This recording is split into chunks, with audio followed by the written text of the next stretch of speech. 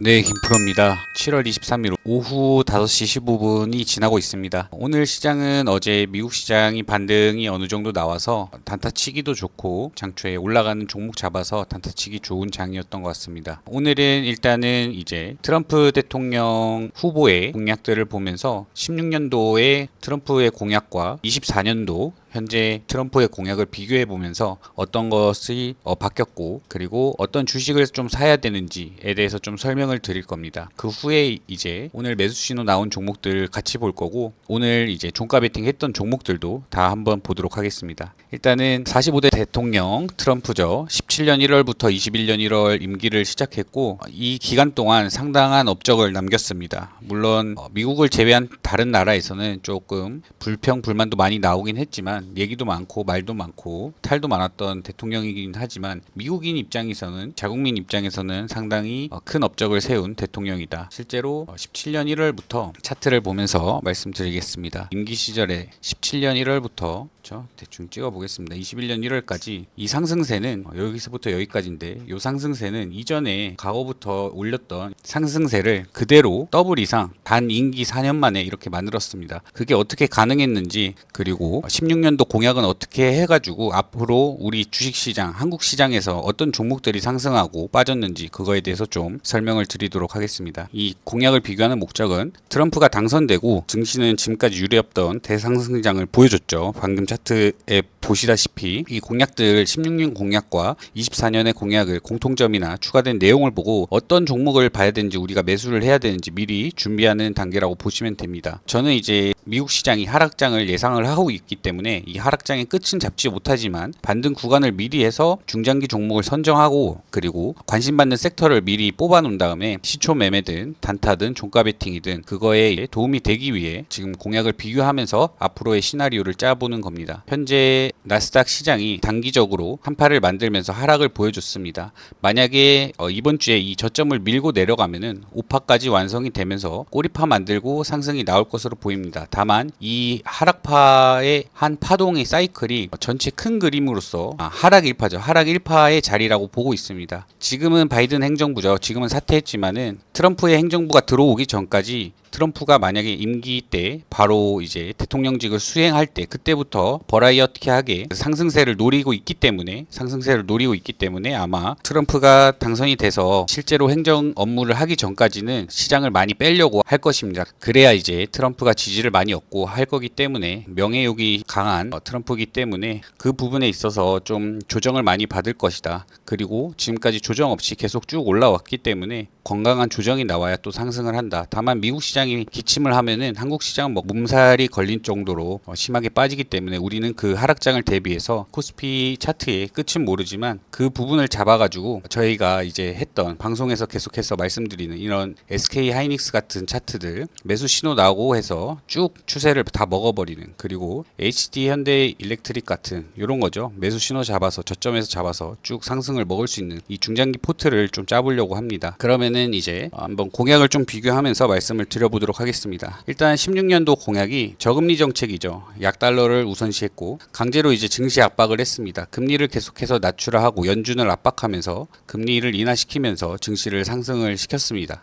두 번째로는 이제 법인세 인하죠. 이게 좀 컸습니다. 35%의 법인세를 21%로 감소시켰고 소득세 인하, 과세 소득 구간을 축소시킵니다. 이렇게 되면 이제 기득권들의 강한 지지죠. 그리고 대부분의 대기업들의 지지를 받으면서 기득권들의 투표를 받았고 그리고 중국 때리기죠. 미중 무역 전쟁이 있었죠. 미중 무역 전쟁 때 미국장도 많이 빠졌는데 특히 아시아장이 상당히 힘들었습니다. 실제로 우리도 상당히 힘들었고 한국 시장도 많이 빠지면서 그때도 엄청난 매수 기회를 줬던 것 같습니다. 이렇게 됐기 때문에 저금리 정책과 그 다음에 법인세를 인하시키면서 이제 기업들이 세금이 줄어들기 때문에 회사에 돈이 남죠. 돈으로 이제 고용도 하고 그 다음에 시설 투자도 하고 이렇게 되면서 이제 매출 증가하면서 금리는 인하시키고 매출은 증가하면서 이제 시장이 상승을 했죠. 그래서 이제 트럼프 대통령이 대통령이 당선이 됐을 때 시장이 엄청나게 상승을 했던 겁니다. 추가로 이제 인프라 투자 계획을 1조 달러 했었죠. 그 당시에 엄청나게 이슈였습니다. 아직도 기억나는데 한국 돈으로 한 1,300조죠. 1,300조. 이게 말이 안 되는 천문학적인 액수인데 그걸로 이제 투자를 해서 공격적으로 이제 일자리를 창출시키려고 했습니다. 그렇게 하면서 이제 저소득권, 이게 소득이 없는 하위 계층들한테도 지지를 얻으려고, 표심을 얻으려고 했었고 실제로 투자도 했었습니다. 제가 알기로는 2천억 달러 정도를 했었고 이렇게 되면서 인프라 공사죠. 공사 현장에서 고용률 증가, 그쵸? 그 다음에 실업률이 감소하겠죠. 그럼 가계소득 증가하고 가계 매출 발생하고, 그죠? 기업의 물건을 사면 기업 매출이 증가하면서 시장 상승. 트럼프는 이런 모든 거에 다 밟기 때문에, 그리고 그들이 이제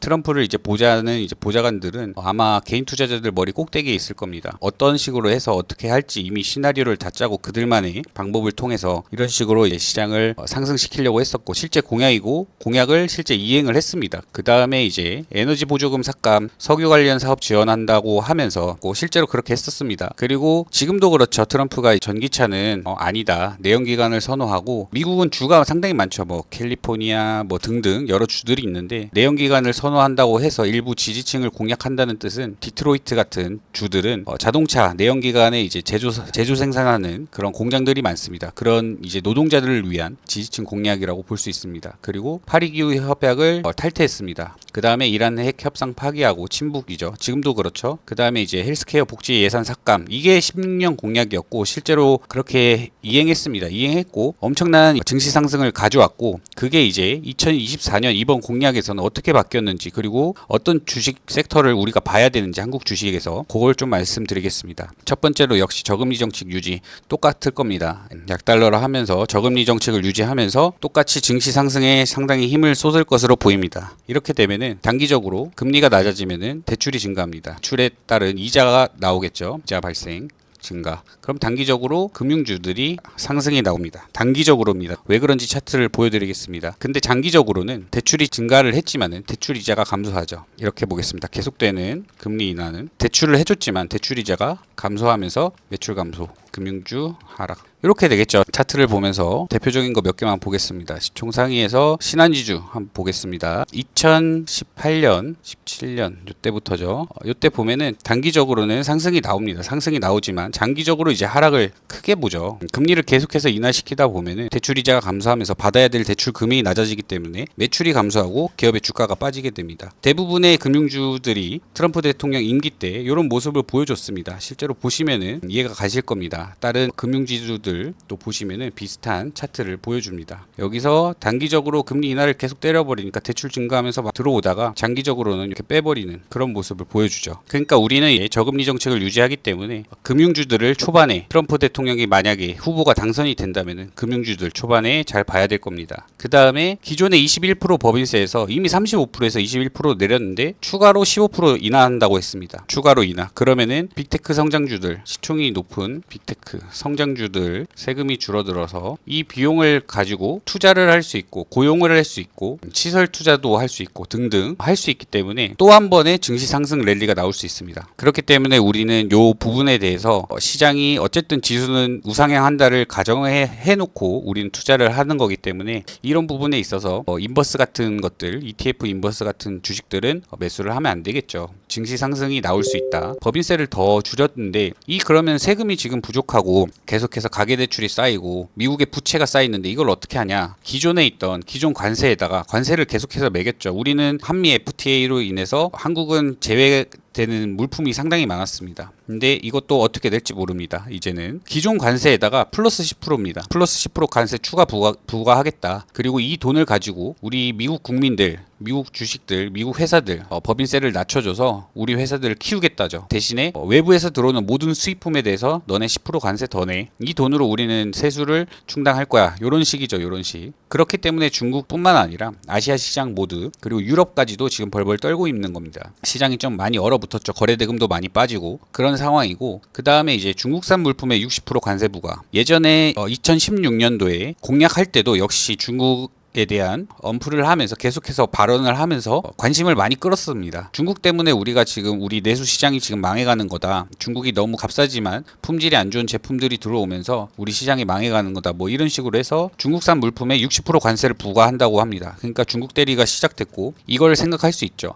임기 때 물론 많이 올랐지만 처음 끝과 끝을 연결하면 많이 올랐지만 조정 구간이 상당히 크게 한번 나왔습니다. 조정 구간이 나올 수 있고 미중 무역이라는 걸로 한국 시장도 마찬가지입니다. 실제로 큰 차트로 보겠습니다. 이 코스피 차트인데 주봉으로 한번 볼까요? 실제로 2017년부터 해서 2021년인데 요거죠 요거. 크게 맞았습니다. 크게. 근데 미국은 이런 식으로 막 빠졌다고 막 엄청나게 빠지진 않고 이전 저점을 이탈하지 않고 빠졌는데 한국은 그 여파를 그대로 맞았죠. 여기죠 여기 한중무역대 요거 요때 이제 우리는 잘 잡아가지고 잘 이제 먹어야겠죠. 저점 매수를 잘해서 추가적으로 수익을 낼 수 있는 좋은 기회가 올 수 있다. 매수할 수 있는 좋은 기회가 올 수 있습니다. 그 다음이 인프라 투자를 예전에는 뭐 1조 달러입니다. 달러. 1조 달러를 투자를 해서 일자리도 늘리고 했다고 하면은 이번에는 뉴시티 건설하겠다. 한국의 뭐 신도시처럼 뉴시티를 건설할 거고 그 다음에 UAM이라고 좀 시간이 됐었습니다. 최근에도 한번 이슈가 됐었고 항공도시 개발을 투자를 하겠다. 그쵸?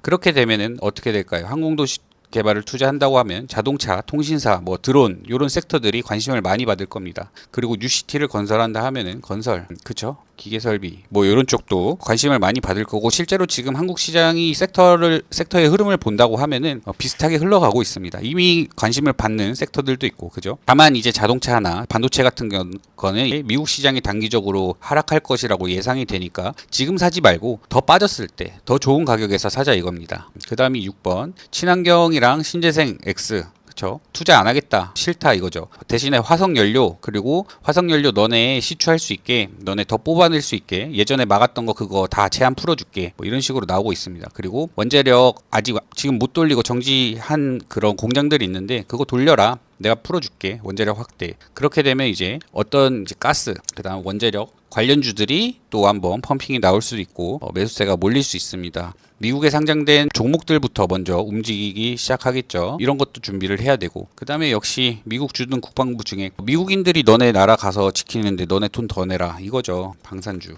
관련해서도 이슈가 나올 거고 그 다음에 민주당과 반대 의료 정책을 펼치겠죠. 처방급여 규제 약값 인하하겠다 뭐 이런 거죠. 예전에 오바마 대통령 시절 부통령이 바이든이었습니다. 바이든. 느낌 오시죠? 지금 그 중간에 트럼프가 당선됐다가 다시 한번 경선을 해서 바이든이 당선을 된 다음에 오바마가 펼쳤던 그런 정책들을 비슷하게 했습니다. 바이든 정부도 그걸 반대되는 걸 하겠다. 그렇게 되면 의료 관련주, 의료 AI 뭐 이런 것들, 의료 관련주들, 의료 뭐 제약주들 중에서도 종류가 상당히 많습니다. 어떤 것은 오를 거고 어떤 것은 빠질 거고 그거를 잘 선별해 가지고 투자를 해야겠죠. 어떤 정책을 펼치냐에 따라 의료 정책은 하겠다. 근데 민주당이 했던 의료 정책은 이랑은 반대되는 것을 하겠다 이겁니다. 의료를 버린다는 게 아니라 이해되셨죠? 그러니까 이런 거를 이제 한번 생각해 보면은 16년도 공약을 내세운 다음에 대부분 다 이행을 했습니다. 물론 1조 달러 투자를 전부 다 하진 않았고 어쨌든 증시 상승을 위해 모든 방법을 동원해서 이렇게 했다는 겁니다. 그러면은 24년 역시 비슷하게 흘러가지 않을까. 대신에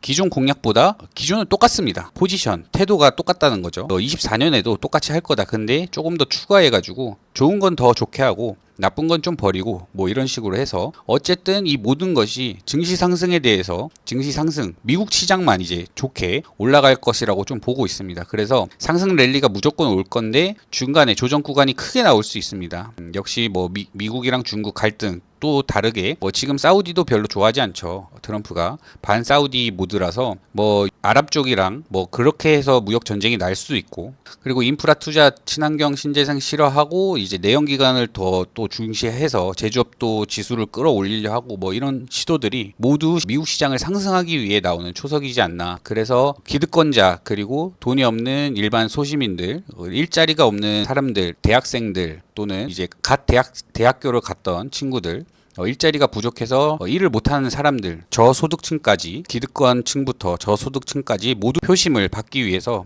이런 이제 공약을 내세웠다, 이렇게 보고 있습니다. 바이든 대통령이 사퇴하고 해리스 부통령을 지지하고 나온다고는 하지만은 아직 어떻게 될지 모릅니다. 우세는 트럼프인데 다만 트럼프가 됐을 때는 이런 식으로 대비를 하자 이겁니다. 그리고 해리스 관련해서도 중간중간 이제 중간 투표 결과를 봐야 알겠지만 올해 11월이죠. 그때 돼서 하기보다는 미리미리 준비해서 민주당이 혹시 당선됐을 때 어떤 식으로 흘러갈지 그것도 해서 영상으로 한번 찍어 보도록 하겠습니다. 어쨌든 이 모든 내용은 실시간 방송에서 제가 오늘 오후 2시에 실시간으로 많이 참여해 주셨는데 실제로 교육한 내용이었고, 제가 알고 있는 내용들 좀 정리해서 여러 가지 내용 말씀드렸고, 영상을 찍고는 있지만은 이런 관련해서 종목들도 하나씩 보여드렸고, 그 종목이 궁금하시면은 실시간 방송 오신 다음에 참여해 주시면은 서로 이제 정보들도 공유하고 더욱더 시너지를 내서 투자 공부를 더 열심히 할 수 있을 것 같습니다. 그래서 오늘 이제 종가 베팅을 했고, 실제로 시간외로 지금도 보고 있습니다. 시간외로 사고 있고, 이등주 관련해서 좀 매수를 했습니다. 우성 첨단 소재가 오늘 많이 올랐습니다. 장초에